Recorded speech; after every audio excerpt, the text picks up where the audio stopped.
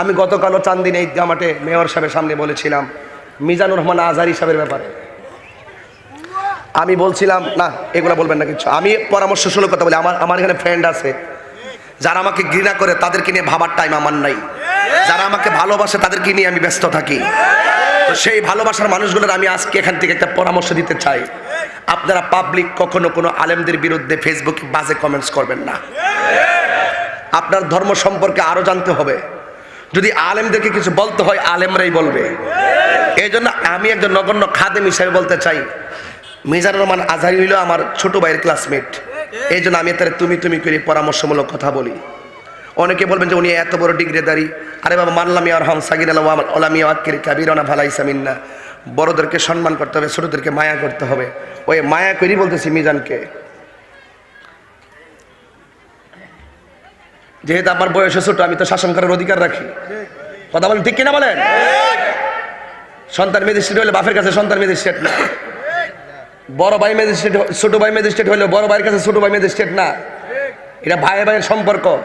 তবে একটা কথা বলি, একটা বক্তা মাঠে তৈরি হইতে 30 বছর সময় লাগে। মিজানুর রহমান সাহেব উনি পড়াশোনা বাহির থেকে করে আসছে, ওনার কি সময় লাগছে না? টাকা খরচ হয়েছে না? মেধা কাজে লাগছে না? আমি চাই আপনার এই সম্মানটা আপনি ধরে রাখেন। আপনি যে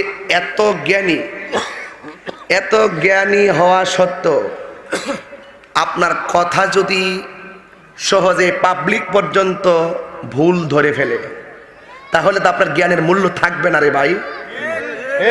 আপনি একবার মা খাদিজাতুল কুবরাকে নিয়ে কটূক্তি করছেন, আপনাকে দিতে জাতি এটা আশা করে না যে আপনি ভুল করবেন আবার আইসা 2 দিন পরে ক্ষমা চাইবেন। এটা জাতি আশা করে না। কথা বোঝেন নাই? তো এই জন্য আপনাকে কথা বলতে একটু সাবধানে কথা বলতে হবে। আমি চাই আপনার মতন লোক আমাদের প্রয়োজন।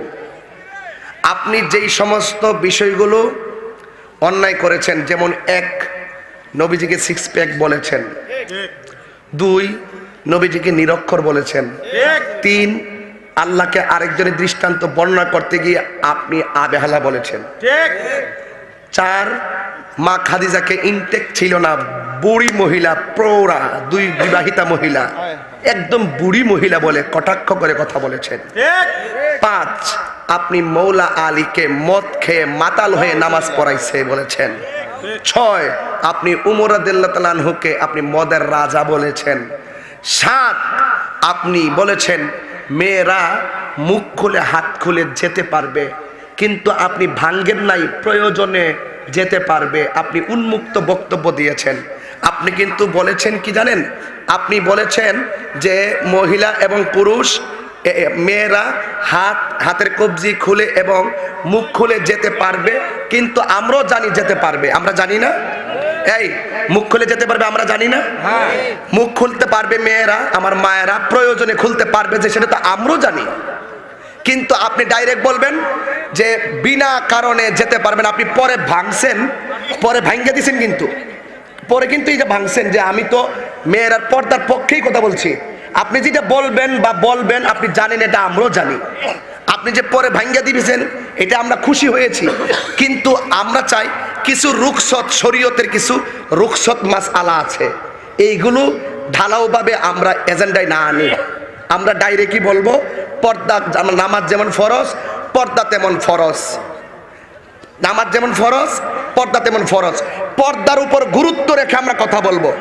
যেখানে হালকা ছাড় আছে সময়ের সাপেক্ষে, এটা ওই সময়ের ব্যাপার, আমরা ঢালাওভাবে না বলি। দেখেন আজকে এত বড় সাহস পাইল কোথায় বাংলাদেশের মেয়েরা, আমি হিজাবি লেডিস এইরকম মুখ খুললা মেয়েরা পর্যন্ত গান পর্যন্ত বাইর করছে। এই সমস্ত আমরা যদি প্রয়োজনে খোলা রাখতে পারে বলবো, কিন্তু সময়টাকে আমরা অত্যন্ত ওই সময়ের জন্য রেখে দিব, ঢালাওভাবে আমরা বলবো না। আমিও জানি যে আপনি জানেন পর্দা করা ফরজ, আপনি এটার পক্ষে। আমি এমন বক্তব্য দিতে চাই যে এই বক্তব্যটা যেন মানুষ নিয়ে কোনো বিভ্রান্ত করতে না পারে। আমাকে একটু সাবধানতা অবলম্বন করতে হবে। কথা বলেন না কেন? আর আপনাদের অন্ধভক্ত আছেন, আপনাদেরকে তো আমরা চিনি। আপনারা কি তাহিরি যদি নবীর বিরুদ্ধে কথাও তাহিরির আমি ভালোবাসি, আমি তার গান গামো, এটা ইম্পসিবল। আমি নবীর বিরুদ্ধে কথা বলে আপনারা আমাকে ধরবেন, প্রয়োজন আমাকে বয়কট করবেন। বা 92% যার ভালো, 8% খারাপ হলে আপনি বলবেন এটা খারাপ হয়েছে। আপনি খারাপ করে খারাপও বলবেন না, আপনি অন্ধভক্ত, যেই ব্যক্তি ত্রুটি করবে তাকে ত্রুটি ধরাই দিবে যেই ব্যক্তি, তাকেই আপনি দোষারোপ করবেন। এটা তো হতে পারে না। আমি যদি অন্যায় করি আমার বাবা আমাকে ধরাই দিবে তোমার এটা অন্যায় হয়েছে। যে অন্যায় ধরাই দেয় এটা কি তার অপরাধ? মানুষ তো ভুল করতেই পারে।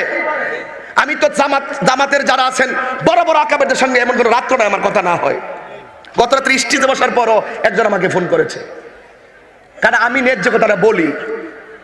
আমি কি বলছি, ময়দানে আপনাকে প্রয়োজন আছে, আমাদের আছে কিনা? তো আপনি লাগামহীন কথা যেন না হয়, কারণ মানুষ ভুল হতেই পারে। আমি ভুল করতে পারি না, আমি ভুল করতেই তো পারি। আমাকে ধরাই দিবেন, দিলে তো আপনি আমার বস। আপনি যদি আমার ভুলটা ধরিয়ে দেন, আপনি আমার বস, আপনি আমার সম্মানী। কিন্তু আমার প্রশ্ন হলো, আমরা যেন লাগামহীন কোনো কথা না বলি, এদিকে আমাদের খেয়াল রাখা লাগবে রে ভাই। এমনিতে ইসলাম নিয়ে ইহুদি খ্রিস্টানরা বহুত তাল বাহানা করতেছে, এই তাল বাহানার সুযোগটা তো দেওয়া যাবে না। কথা বলেন না কেন, ঠিক কিনা বলেন? এই সুযোগটা দেওয়া যাবে না।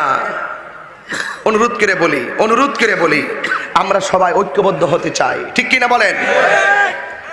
যদি বলেন এখন আমি কারোর এন্টিতে কথা বলছি, সেটা আপনার ব্যক্তিগত ব্যাপার।